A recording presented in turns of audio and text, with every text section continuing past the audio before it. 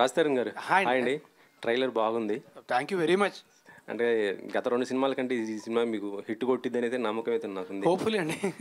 మీరు అందరూ ఆదరించాలి. అండ్ నేను వినాయకుడి భక్తుడిని. వినాయక చవితి రిలీజ్ అవుతుంది. సో ఖచ్చితంగా సినిమా మీ అంతా నచ్చుతుందని కోరుకుంటున్నాను. అది మారుతి గారు కొద్దిగా బిజీగా ఉన్నారంట. అది ప్రభాస్ గారిది షూటింగ్లో ఉన్నారు సార్. అదే అందుకే రాలేదని తెలిసింది. యా సో ట్రైలర్లో ఒక డైలాగ్ ఉంది, నువ్వు పెద్ద గబ్బర్ సింగ్ అంటూ. ఏంటి పవన్ గారి సినిమాని లాగటానికి కారణం ఏంటి? మా డైరెక్టర్ పవన్ కళ్యాణ్ గారికి విపరీతమైన ఫ్యాన్ అండి.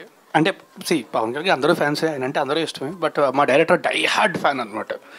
సో ఆయన రెఫరెన్స్లు చాలా కనబడుతుంటాయి మీకు. సార్ ఆయన అంటే ఫ్యాన్ అంటే ఒక్కవచ్చు, హీరోయిన్తో చెప్పించారు నువ్వు పెద్ద గబ్బర్ సింగ్ అంటూ చెప్పించడం. మొన్న ఒక వీడియో తను రిలీజ్ చేసింది, మ్యాటర్ లేదు అంటూ. అది తిని కాదండి, అది ఎవరో అది మా డైరెక్టర్కే తెలియాలి. తను కాదండి.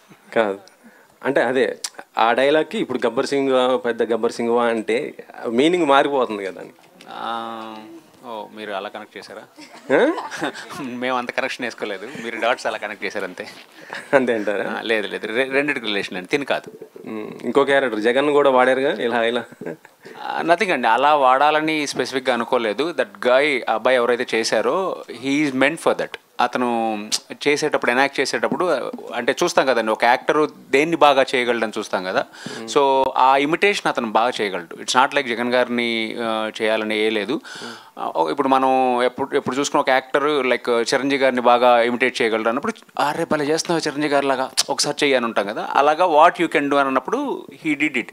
అరే భలే చేస్తున్నావా ఇది అని చెప్పి చేయించడం తప్పితే ఇట్స్ వాంటెడ్గా అది పెట్టాలని లేదు.